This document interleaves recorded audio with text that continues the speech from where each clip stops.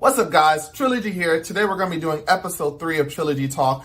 If you're really interested in stuff like movies, gaming, anime, tech, all kinds of stuff like that, music, I do compilations videos of those type of topics every week, and we title those Trilogy Talk. If you're interested in any topics that you see today, I have everything timestamped basically in the description, so you can just skip ahead. And if you find something that interests you and you find it educational, entertaining, go ahead and like it, subscribe if you want to see more content like this. I have other stuff on my channel with curated playlists. I definitely recommend you check that out. And with that said, we're going to be jumping into episode 3 of Trilogy Talk. So the first thing we're going to be talking about is movies. We're going to be talking about the best movies of 2021. And I'm going to have a more specific video down the road probably where I'm going to break it all down. Or I might just go deep into it right now. So this is going to be just a top 10 list. And this is going to be movies in my opinion. So as far as that goes, we're going to start at number 10. Let's do number 10. Number 10 is going to be Candyman. And I hear a lot of people say this isn't really as good as the reboot. And I remember seeing glimpses of the reboot when I was, not the original Candyman, when I was younger. And I remember it being very creepy as a kid, but I never sat down and watched all of it, and I haven't seen any of the Candyman movie. That said, I really enjoyed this movie, regardless of whether they say the old one was better. I like the setting. I did not like the arm as it slowly decayed. That was creepy. And at the end, where he transformed into the original Candyman, that ending was just like a plot twist. I did not expect any of that stuff to be going on. Like, this movie is definitely something you should check out. We don't get a lot of black-centric movies where most of the cast is black, and I really like that. And as far as that goes, I think the plot could have been better, and that's probably why it just pulled in at number 10 and it didn't go any higher as far as that goes. Up next, we're going to be doing number 9. Number 9 is going to be Shang-Chi and the Legend of the Ten Rings. For a Marvel movie, I say for a Marvel movie, a lot of people hate on the Marvel movies. I quite enjoy them, so I should take that out. A lot of people will say for a Marvel movie. No, not for a Marvel movie. This movie is pretty great. I think overall the plot really balances his seriousness and humor. Sometimes the MCU movies can be a little too humorous, like characters will come out of character just to make a joke in a situation that a joke really shouldn't be made in, you know? But I feel like Shang-Chi really balances it. Simu Lee, I believe his name is, the main character. This is really good. He really balances this role really good. We also have Awkwafina for our comedy character, basically. She's really good in there also, and I really liked it. I did like how she was important with that final arrow at the end, so she wasn't just the comedy character. She actually did something that was beneficial. Almost this whole movie, I think, was really good. Except for the third act. I think the final fight with the dimension-destroying creature was handled a little too easily.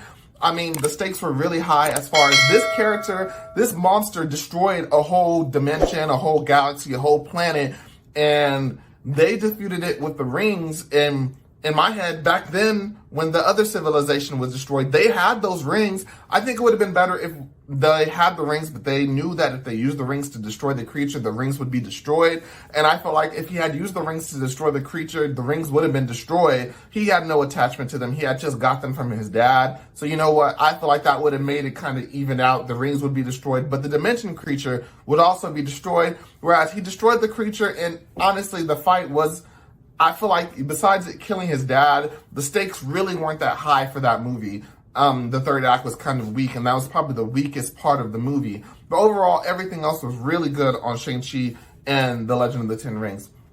Up next, we're going to have Judas and the Black Messiah. This movie is depressing as hell, honestly. That's all I'm going to say. It's based on a true story, and it's about the CIA. William O'Neill, and he's implanted in the Black Panthers to spy on Fred Hampton. And this is based on a true story. Fred Hampton is played by Daniel Kaluuya, which a lot of people didn't like that casting because Daniel Kaluuya is like 40 years old and Fred Hampton at the time was like 20. But still, and I feel like that isn't conveyed properly because Daniel Kaluuya is so old. And it's really important how young Fred Hampton was in the spotlight at the time. And then we also had Lakeith Stanfield. And I don't know how I forgot my boy Lakeith. Lakeith has been everywhere since Atlanta. He's been doing his thing, whether it's in The Harder They Fall, whether it's in that movie with the centaurs. Yeah, Lakeith has been out there. He's been doing a lot of stuff. But yeah, we have that going on. And I just think this movie is depressing as hell. I probably would not want to watch this movie ever again. But if I had kids, I would make them watch this, you know, like along with Roots and all those other cultural movies that you just have to watch to educate your kids. And even if you're not Black, I feel like you should definitely check this out because it is based on a true story. And as a reminder of how corrupt our government is and how anti-Black they've been throughout history. I mean, this movie takes place in like the 80s, and a lot of people will be like, that was such a long time ago. But it really wasn't. It's 2021, about to be 2022. It was only 40 years ago. A lot of people who are alive now were alive then. And a lot of people who were in positions of power back then are still in positions of power. So we should never forget our history, and we should try to learn from them. And even though, obviously, me and you don't really have too much power to change it, we should never forget the transgressions of the past. And always keep in mind that those things, who's to stop those from happening again, right? Okay, up next, we're going to have The Last Duel. This is actually probably another depressing movie. Yeah, it's not for kids. It's rated R. And this is directed by, dang, I always forget names on these videos. He did Alien, Ripley Scott, right? Yeah, it has a lot of people. Ben Affleck. It has Adam Driver. It has even a lot of, and this movie really did flop.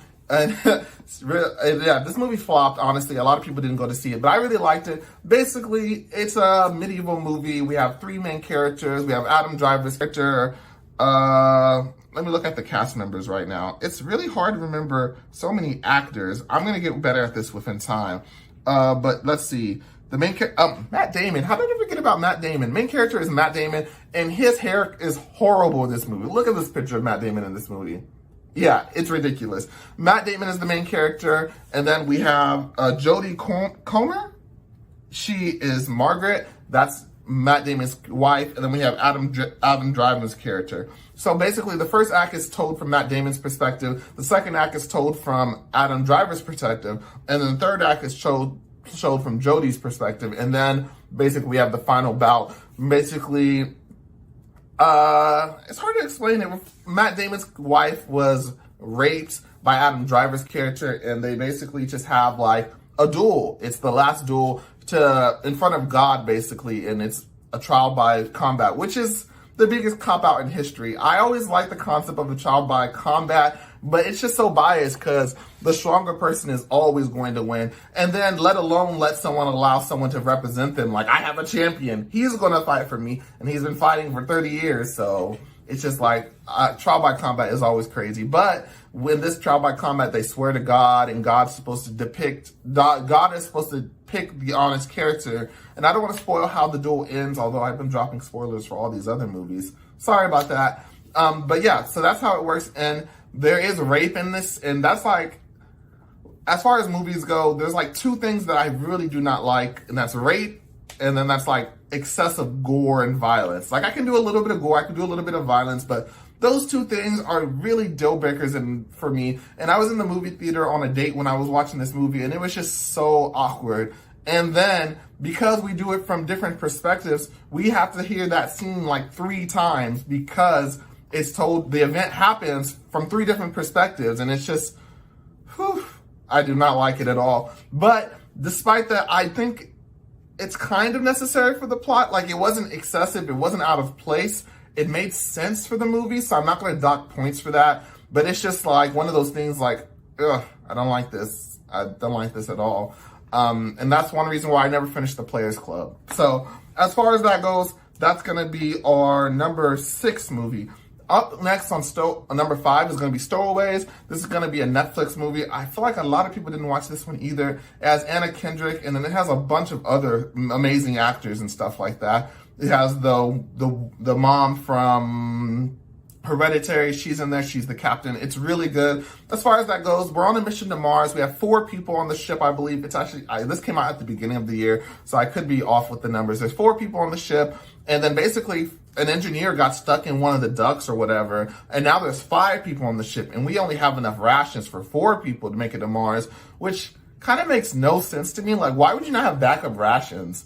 Like, I understand you're trying to get there as fast as possible, but like, I feel like you should have a backup plan, a plan B, additional resources, but I'm not an astronaut and I don't work at NASA. You see, I'm in this regular old house. So what do I know about space? But it just doesn't make sense. So basically we just have to deal with those consequences as they try to make their rations they try to make their equipment and stuff, make it all the way to Mars. And they can't turn back around, and there's stuff going back on Earth, and they're just trying to balance all those different things. And I think this movie is really good, hence me putting it in my number 6 spot. Now we're on the top half. If I haven't said so before, I'm Trilogy fan. I definitely would recommend you subscribe if you're enjoying what you're hearing so far. If you want to support the channel, you can comment, like, subscribe, share. I also have a Patreon down below. I don't do sponsorships on my videos, so that would be the main way to support the channel, because otherwise I won't be able to put as much content out. And so I monetize, and I would definitely help you learn more stuff in this field of information and stuff like that. That was really awkward. I'm going to keep it in there. It seems authentic, which, I mean, it is. As far as that goes, we're going to go on to number 5. Number 5 on my list is going to be The Suicide Squad. Bad naming scheme, not to be confused with Suicide Squad. This one is going to be really good. It's directed by, who's the guy? He directed both of the Guardians of the Galaxy movies. I'm going to remember it. I'm not going to remember it. The Suicide Squad is really good. It has Idris Elba, and we have the girl who plays Harley Quinn. We have James Gunn. How could I forget his name? Margie Robbo, John Cena. This movie is really good. There's a lot of fun going on. This is really, I feel like DC is kind of turning their movies around. They might be able to save their tattered universe, you know. This isn't the only DC movie actually on this list. And this might be like the first time in a long time where I have 2 DC movies on a top movie list. They have not really done that in a long time.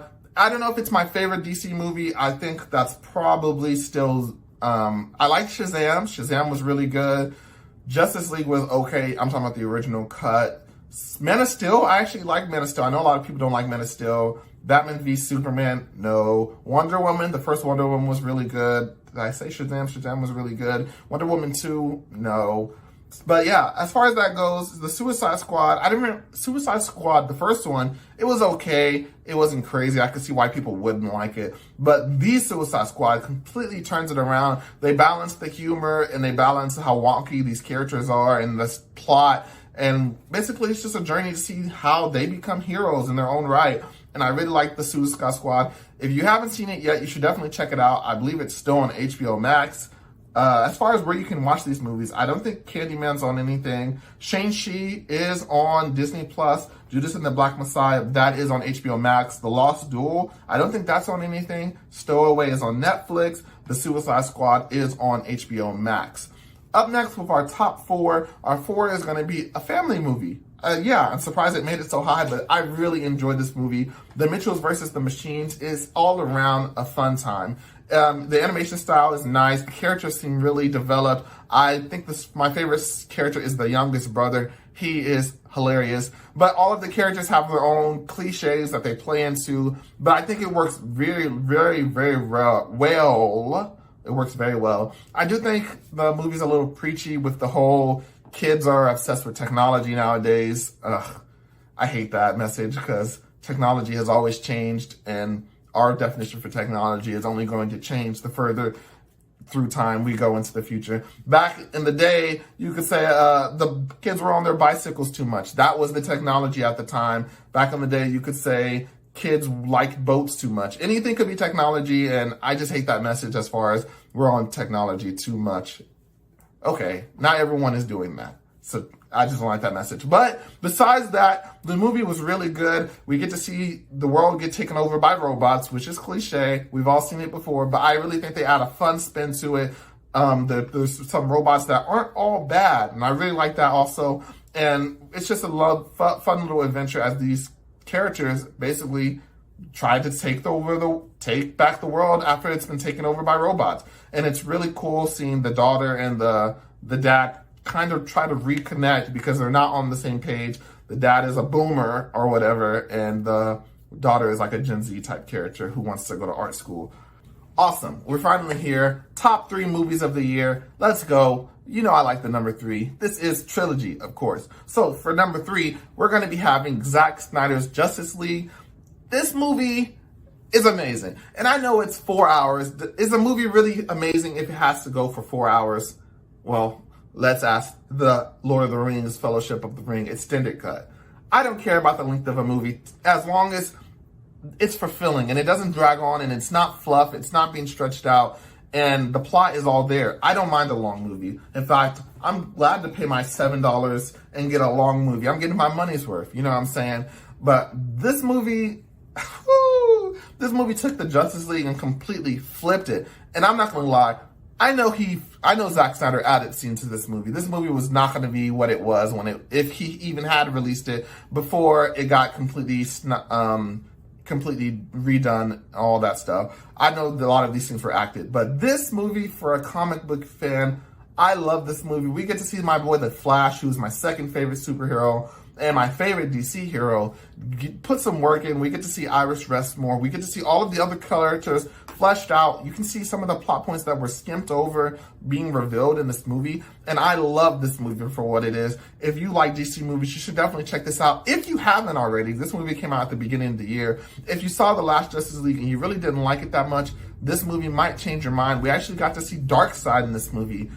And I'm not a big Darkseid fan in there, but I recognize his presence, his ambience. When you see Darkseid in something, you know it's going to be serious, unless it's the Harley Quinn TV show.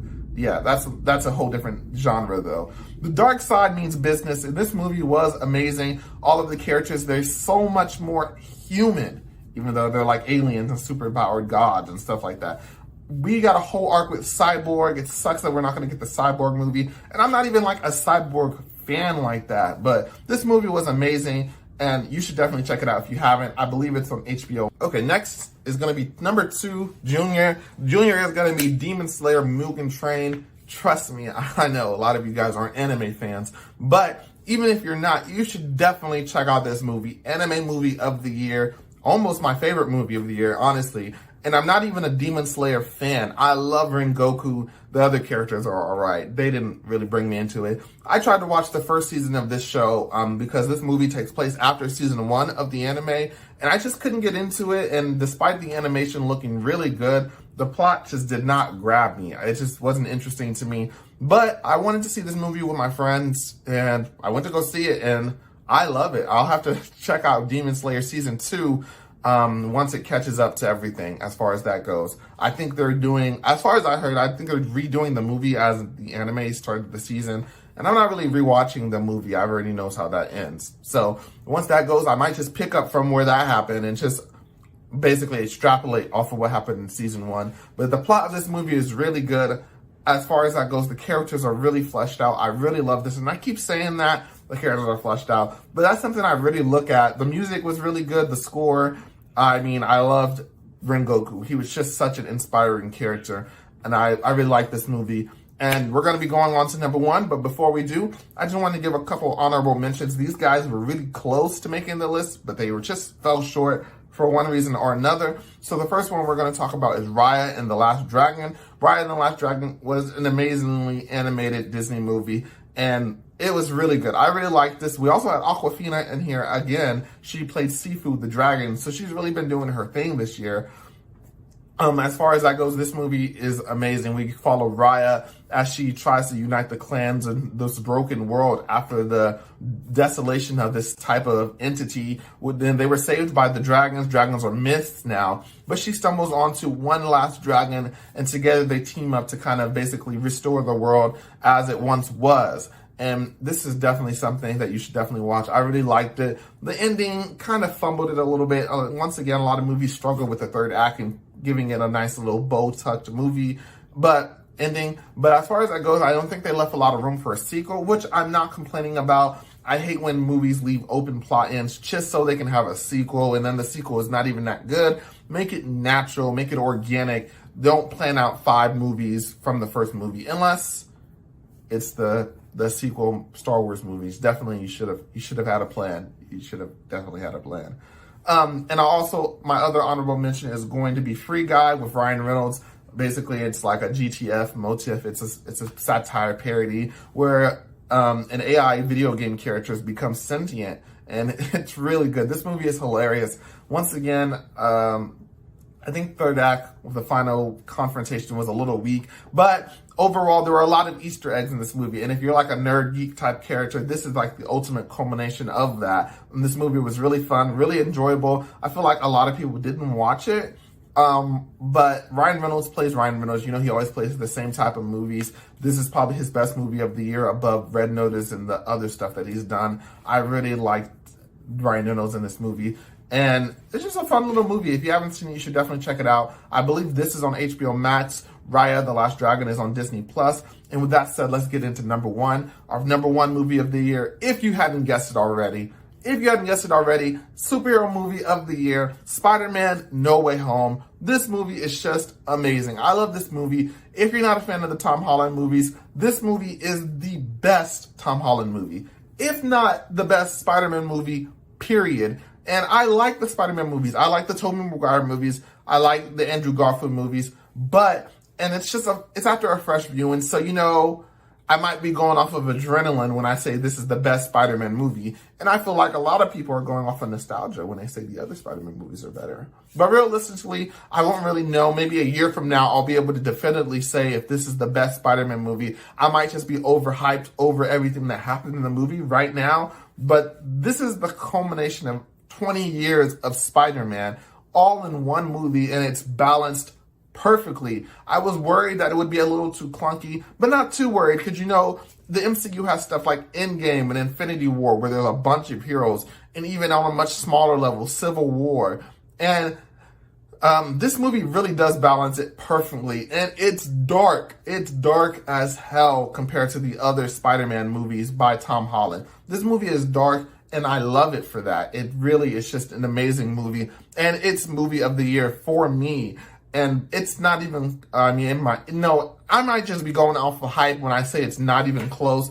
I loved this movie. I loved the ending. I loved how it's set up, and I really don't have any complaints on how they executed it. There would have been like a couple things I would have liked to see, but they had so limited time. This was already 2.5 hours. We had a lot of villains to take down. We had a lot of plot points to tie up and develop Tom Holland as a character. And ironically, Tom Holland became Spider-Man 3 movies ago, but this is him really becoming Spider-Man as we know it. And Spider-Man No Way Home is my movie of the year. Trilogy Talk is going to be our main long format content, but we also have a lot of short format content. So if you only have a few minutes, I have videos that are like 3 minutes, 5 minutes, 10 minutes. You should definitely check those out. Over a variety of different topics. I have a curated playlist, everything's sorted. You don't have to stress about searching up something. We have a video game playlist, we have a movie playlist, tech playlist, Dungeons and Dragons playlist, all that kind of stuff is on my channel. And if you want to support the channel, I do have a Patreon. I'm sponsor free. I don't do sponsors on my channel just because I wouldn't want that kind of experience.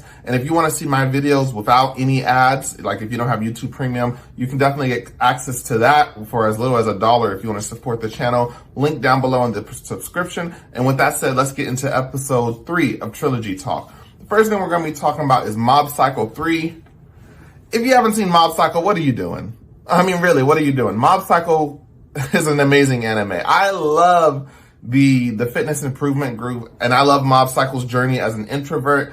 I'm an extrovert in most situations, so I mean, I can't really relate to that, but Mob Psycho 3 had a trailer, and I'm going to play it up above for you guys. And no matter what, even if I play it with no sound and I rotate it, I always get copyright strikes. I mean, not strikes, but they're like, hey, you can't make money off of this, which I'm not making money right now anyway. So it's like, so I guess I'm just going to go ahead and play it with sound for you guys this time, because I've been doing that. And honestly, if anyone knows how to upload like clips of other things on YouTube without getting copyright strikes, I would really appreciate you letting me know about that, because I don't know. But yeah, I'm about to put it up top for you guys. And this is just going to be the trailer for Mob Psycho 3.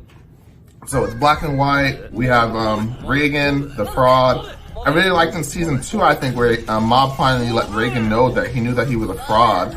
And he's known since the very beginning. But his lessons have still helped him develop as a character. So we have the counter. I saw there was like a death battle the other day with Mob Psycho versus Tiny Tornado from One Punch Man, and they definitely said Tiny Tornado would win. And I hate to have to agree, but she does seem like a more proficient psychic than Mob, just because Mob's powers are usually unlocked with his emotional state, where Tiny Tornado can just control her powers at will. So it's just like, but Mob at 100%, I think Mob at 100% might have a chance. But yeah, this is really more of a teaser than an actual trailer. Like, they don't really give us too much content. Like, we have a bunch of clips going through, but that's pretty much it. If you don't know about Mob Psycho, the art style looks familiar. So One, who is the artist for One Punch Man, although the artist for One. So yeah, the artist for One Punch Man and Mob Psycho are the same person, but this is his actual manga anime. So it's just like, he's an artist for One Punch Man and he does his own stuff. So I know that man's schedule is booked, but I believe One Punch Man is only on like a monthly release, not like a weekly release like some other mangas. So I'm sure he has some more time as far as that goes. And then the One Punch anime, that thing comes out like once every 4 years. So, but Mob Psycho 3, I'm really excited for that. I'm going to really be looking forward to it. So as far as that though goes, that's pretty cool. Next thing I want to talk about is Death on the Nile. This is going to be a new movie. It's going to be a murder mystery, which I really like murder mysteries. And this one's going to be starring Gal Gadot. And we're just going to play the trailer up top. Like I said, we do all kinds of stuff on here. We're going to go from anime to movies. So it takes place in Egypt. I'm a dummy. So it takes place in Egypt as far as that goes. This guy right here looks familiar. What's his name? They don't have any casting or anything like that in the description as far as that goes. So she gets married to this guy. I mean, if you haven't seen a murder mystery, like, what are you doing? Like, first of all, stop what you're doing and then go see, what is that movie? When you have money, no one is ever really your friend.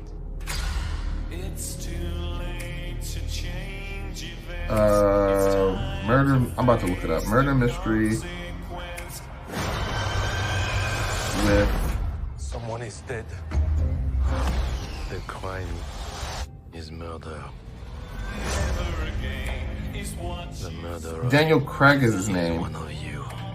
Were you aware of any grudges? Madame is used to getting what she Knives Out. Knives Out is really good. If you haven't seen Knives Out, it's really good. I love Knives Out. I can watch it all day. It's just the plot twist. And all of the actors are really good. Like, they play their roles really good in Knives Out. And Netflix has actually bought the movie rights for that, so they're going to be doing Knives Out 2, 3, and 4, I believe. But yeah, this is just going to be a murder mystery. And honestly, I don't think it looks as good as Knives Out. It does have a cast on here, but I mean, where are the black people? To be fair, Knives Out didn't have any black people either, so it's just like, I mean, I'm gonna be fair. I penalize Knives Out for not having black people also. This takes place on the Nile in Egypt, and I think I've seen one person who's black. I think I saw Letitia Wright, who plays Siri.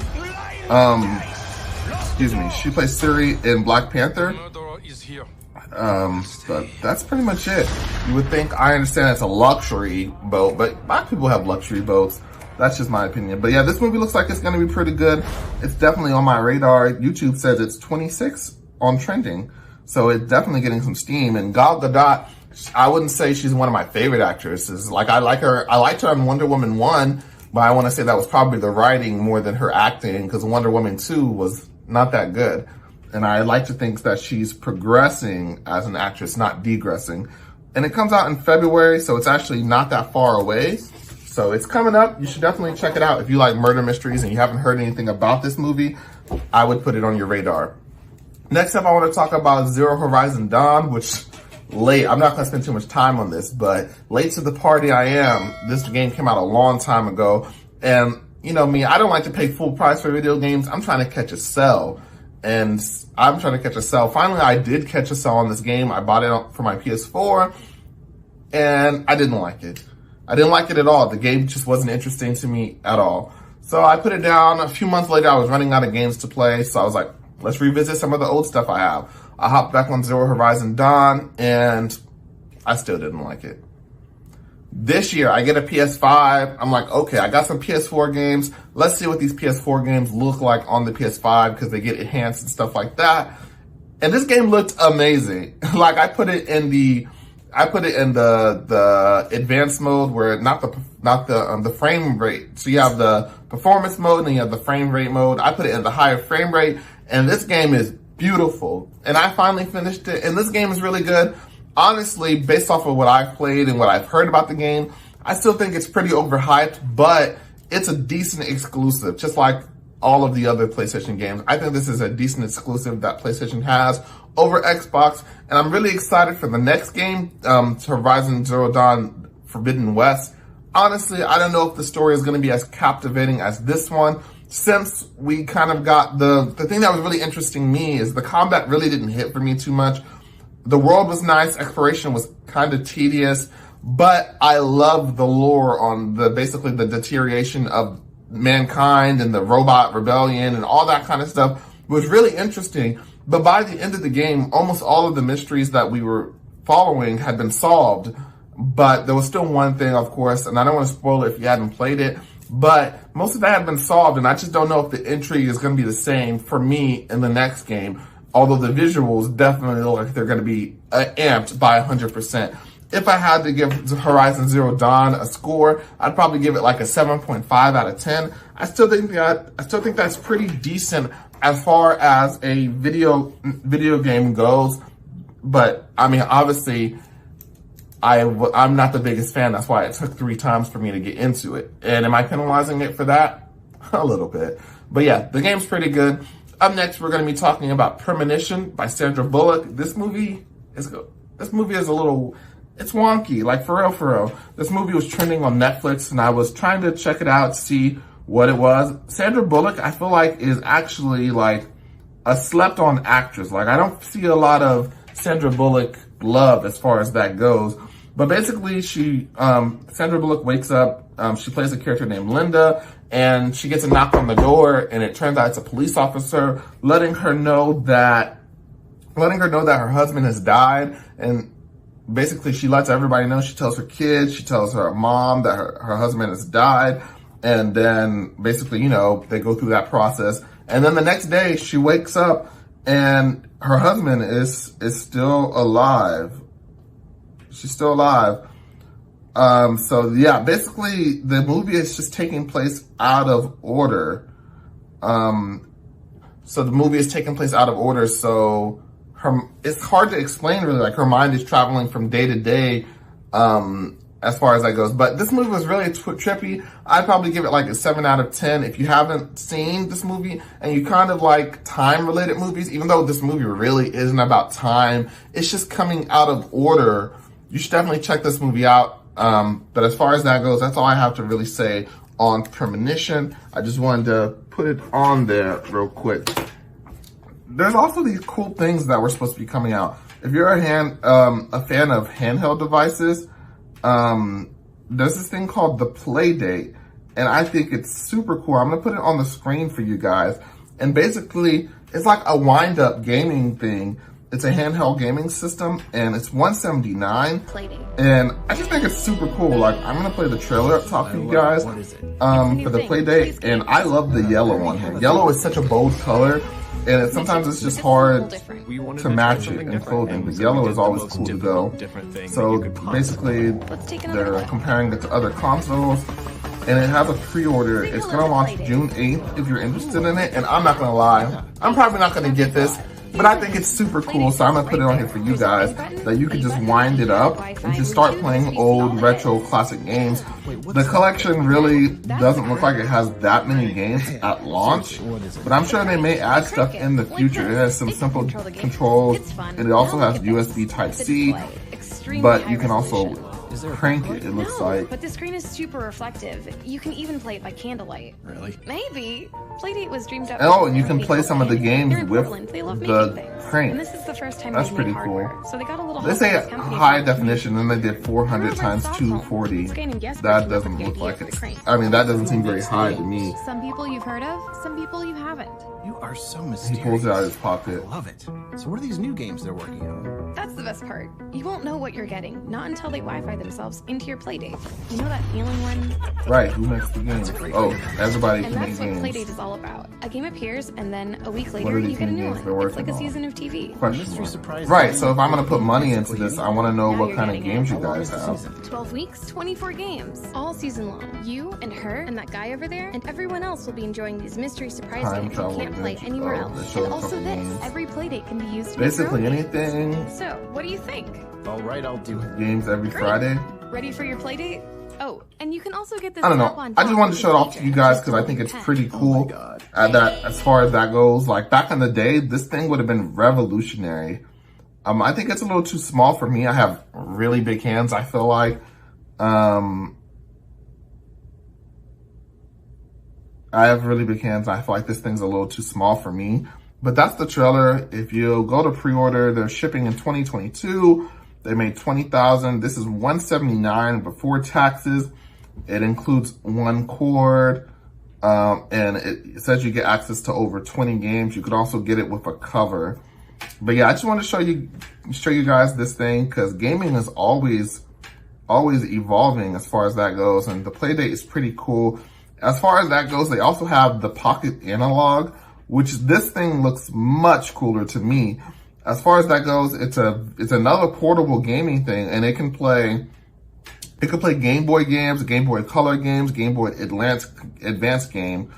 It can also work with Game Gear, Neo Geo Pocket Color, Atari Lynx, and then more. And it's pretty cool. It comes in gray and white. And I can see this really taking off. I mean, you just put all of your game cartridges in. So if you have like old game cartridges, you can just stick those bad boys in there and they'll work. And I think that's super cool. And there's a market for that for sure. I'm not the biggest retro gamer fan because I'm a little bougie when it comes to graphics. I'm not gonna lie. So this really isn't for someone like me either. But like, if you haven't seen it, you should definitely check it out. I think it's pretty cool. You can get a case for it. You can make your own games, it says. That's pretty cool. I mean, this thing is just amazing. But when I was younger, the first gaming console that I was ever exposed to as far as handheld goes would be the original DS. I had met people who had the older Game Boys, but I had never had one but myself. My dad had the original DS. No, it was the DS Lite, so it wasn't the original one. It was the one after that. And I could have died for one of these. I asked my mom for a DS several Christmases, and I got a Leapster, an educational gaming headset. But hey, I mean, this would have been something I would have dreamed of. But nowadays, I don't think if I bought it, I would play it. I mean, I have a Switch, which has modern games and everything like that, and I barely pick up my Switch, and I have the OLED model. So I just feel like this would be a waste of money. But between this and the Playdate, I think it's pretty